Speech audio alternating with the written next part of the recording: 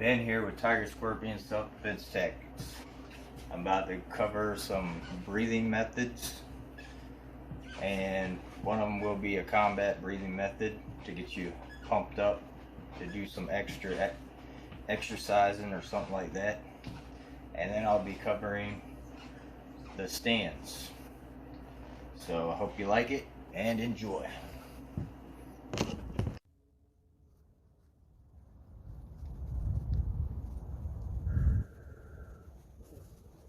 Alright, now we're going to go into the breathing methods. And breathing method, first we need to have our feet shoulder width apart. Our knees are slightly bent, back straight. Show you from the side, just like this.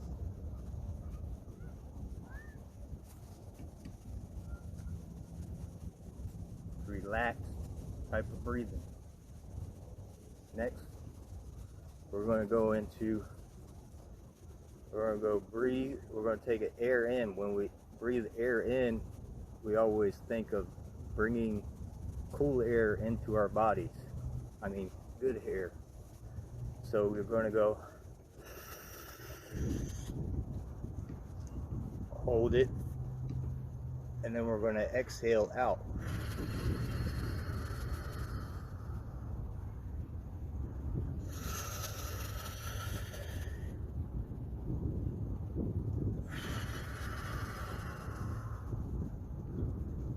Alright, when you do this, when you take that air in, you're taking as deep as you can, and then you're channeling it back down to your stomach, your center. It's very important. This is how you keep your balance and you keep your back straight. And when you do movements, you always have your back straight and your chi low. So we're going to do this again. So we're going to go.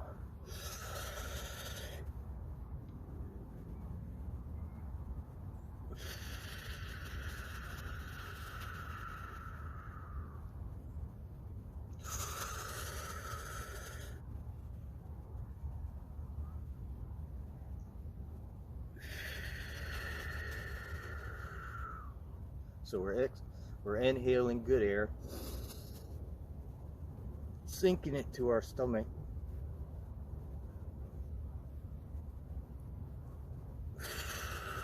and then we imagine we're exhaling the bad air. This would be like negative thoughts and everything else. When you do breathing exercises, you want to try to keep your mind clear, and you want to only focus on your breathing methods.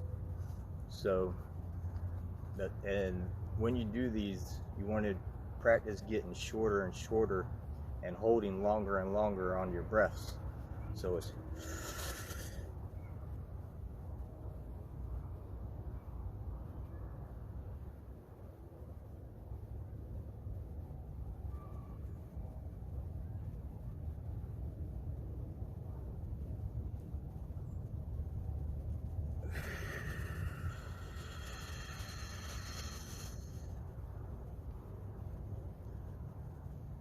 and you can hold at the end of this too. The important thing is trying to slow your breathing down and learning to breathe right. Because once you develop this, you can train this all day, every day when you're working and doing other exercises. You can even do this when you're running. I'm going to get into that later. So remember, always you get your feet shoulder width apart, you're relaxed, you got your back straight, and you just keep doing that.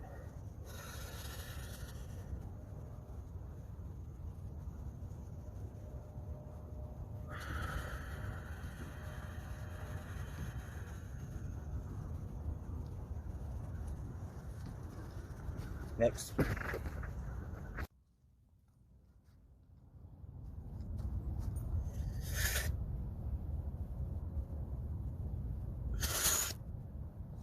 Now we're going to go into a little more advanced breathing method. So we're doing the same stands, shoulder width apart. Now we're going to rotate out like this on our inhales and keep our hands moving as we're breathing in. So it goes like, and then when we exhale, we're going to reverse like this. So we're sucking in good air, and then we're releasing the bad and negative air the other way. So it goes like this.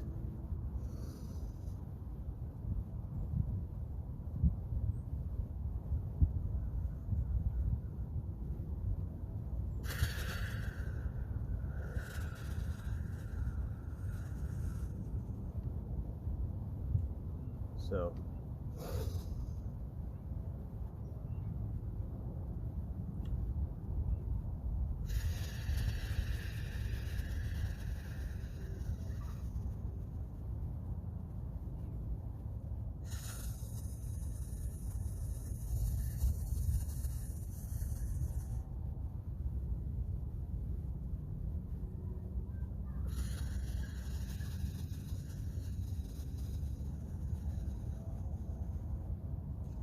just like that.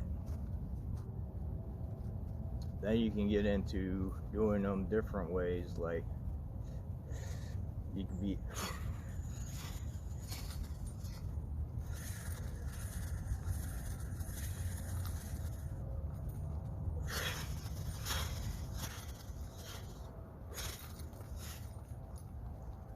but that's for advanced classes, so we're just covering breathing.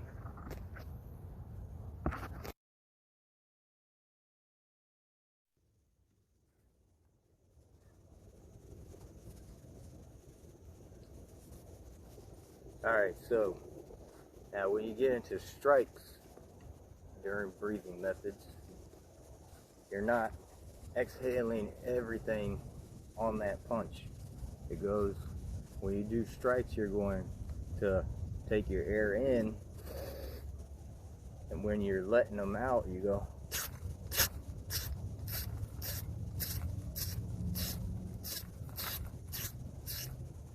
You're letting out slow airs, and when you need to inhale, you want to do them slow, kind of fast but slow. But because anytime you're in a fighting or whatever, you're scrapping or gotta take a blow or something, if you're inhaling, that is when you are the weakest.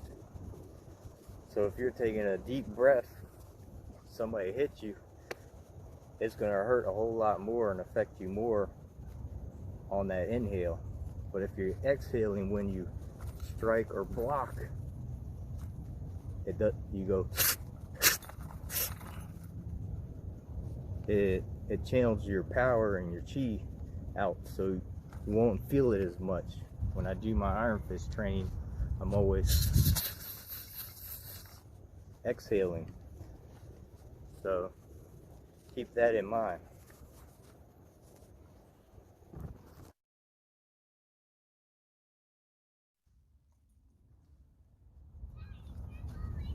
Alright, now we're going to go into combat breathing methods. This will give you an edge when you go to do a workout or something like that. So we're going to do fast breaths in and out 10 times, and then we're going to hold it. So it's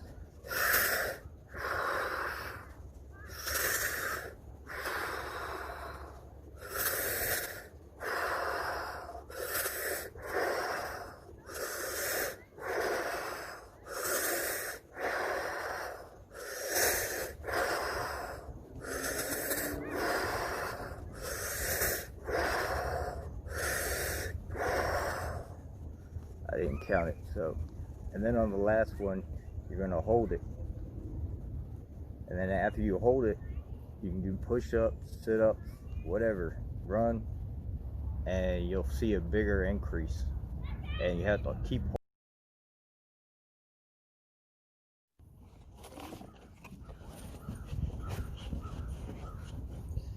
Alright, for this exercise, this is the relieve stress and clear your mind and get rid of thoughts and stuff like that. your main focus is to keep your controlled breathing. You want to focus on breathing. Every time you breathe in, you hold it. When you and then when you exhale, you hold it again, and you just keep repeating it. The point is to try to get your breath as slow as you can, but not suffocate yourself. You want to train your breathing to the point where you only take maybe 5 or 6 breaths a minute. And when you do this, you keep your mind clear. You can try to search with your hearing, try to find the softest sound and focus on that. That helps too. But the main thing is controlled breathing and keeping your mind clear the whole time. You practice this every day you can do it for 5 minutes, but the longer you do it, the better off you are. And you always keep your back straight, Indian style. Hands just rest on your knees.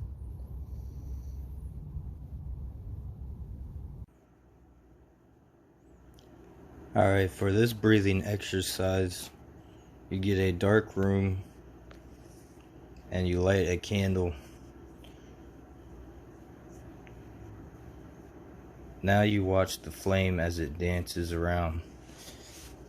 You must be sitting in a relaxed position, like Indian style, back straight, and you stay focused on the candle as it moves around. Then you start doing breathing methods. So you'll take a slow deep breath in, and then you'll hold it. Then you'll exhale it out, and you just want to control your breathing and watch the candle. Never take your eyes off the flame. Clear your mind and try not to get distracted by things around you. The next thing you start doing is, while you're watching, you notice all the shadows dancing around out of the corners of your eyes. You must keep your eyes on the candle and keep doing the breathing methods. Do this every day for like 5 minutes. This will help you relax, and it will also increase your awareness. It'll help your eyes pick up things out of the corners of your eyes.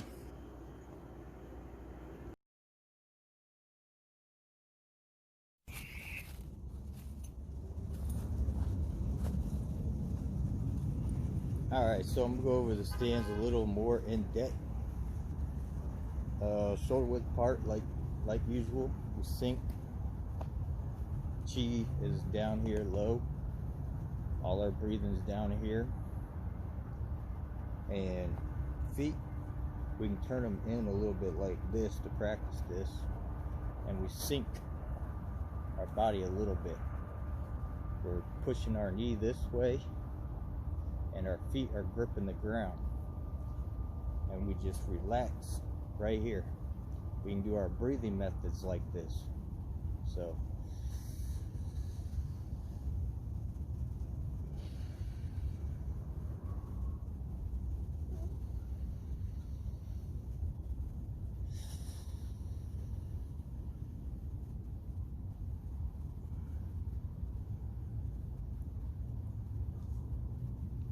the more you practice the stands, these foot movement, you can even do it when you're walking. You just think about gripping the ground. When you walk, you're pushing down on it. And usually when you do walks, when you're walking around, it's heel to toe, heel to toe.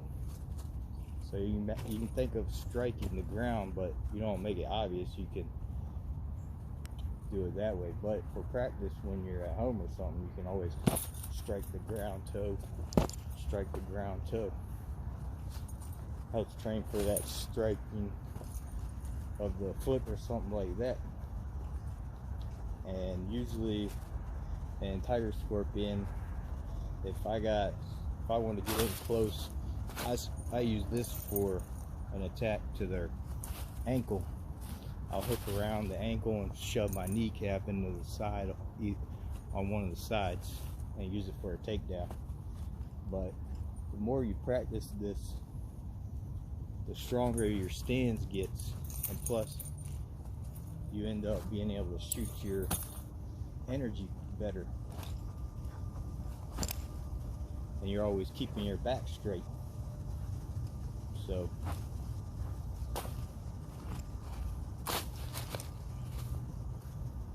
and it leads into throws. You can step in, throw somebody over your leg, and practice that on that side. But rooting is the most important thing in martial arts for self-defense too.